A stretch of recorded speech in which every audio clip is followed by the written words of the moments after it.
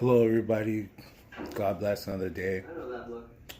Back with another video for you guys to dig into. So anyways, I think I left off where I was waiting for the ambulance. When this incident happened, I was waiting for the ambulance.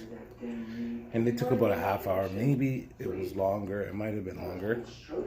But remember, I told you guys I couldn't feel a thing in the beginning. I couldn't feel my feet, couldn't feel my hands, couldn't feel nothing. But as soon as they put me on the stretcher, the pain was unbearable. But I mean, every nerve, every cell in my body was in pain, and I could feel it. Every bump, every movement, every touch was heightened like 100 times. It was crazy. It was scary. And you gotta remember, the way I grew up, I always thought I was like one of the toughest guys out there. I wasn't scared of shit. But today, that day, I was just definitely scared. I thought I was gonna be quadriplegic, crippled for the rest of my life. And anybody who's ever gone through anything knows something like that is a scary, scary feeling. Anyways, so the ambulance takes me up. They drive to a farm field, because remember, we're way, way out, far away from anything, where they switch me to a helicopter. A very painful ride. Those things make a lot of noise and they move around lots. Very painful ride. I think I had a 40-minute ride to a town called Sudbury, where I took a small cargo plane. Another rough ride. A small cargo plane to Pearson Airport in Toronto.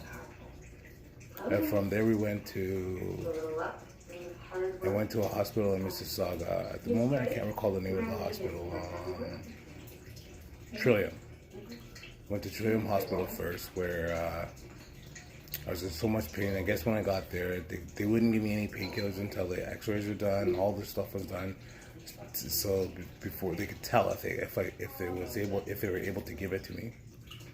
So then eventually they did, and I guess I waited maybe 3 or 4 days, or maybe not even 3 or 4 days, maybe a day or two before I went into surgery.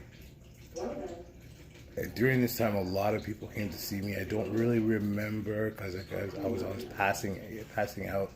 Wake up and pass out because I was on some heavy medication.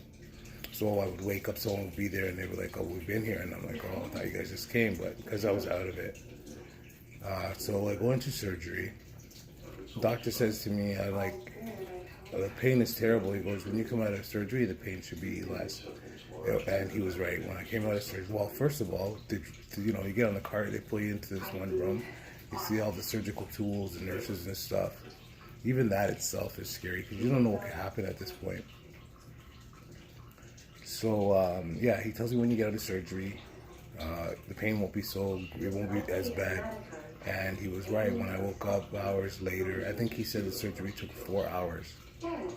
I have to take my hat off and thank that doctor, that surgeon, and I have to clap for him, because he said he had to do 4 or 5 more of those same surgeries in a day. 4-hour surgery, 4.5, 5-hour surgery that day. From there, I go back to my room. There was an old white dude in my room, an old white man in my room, an older white man in my room.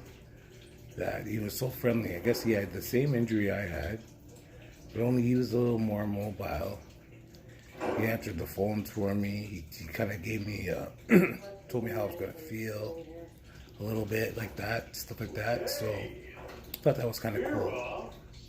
I actually thought that was real cool. So I spent a week or two in that hospital. First, a week later, the nurses come to me. They get me up, just I guess to see how the pain was and to see if I could walk a little bit.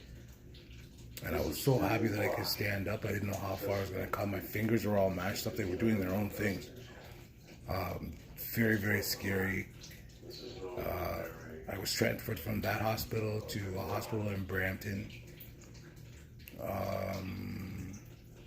William Osler, I think the hospital's name is William Osler.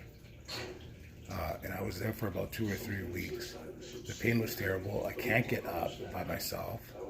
I can't use the washroom. I have to pee in like a little thing because I can't move. I can't have a bowel movement really. because of the strong medication that they're giving me. With your permission. Okay, I'm gonna leave it at that for now, and hopefully you guys will come back to check out the rest of the story tomorrow. Have a blessed day, and again, this video is hoping to motivate and let anybody out there, like I said before, that's going through or ever been through something, that there's ways out, and you just gotta keep pushing hard. Thank you. God bless, and have a great day, everybody.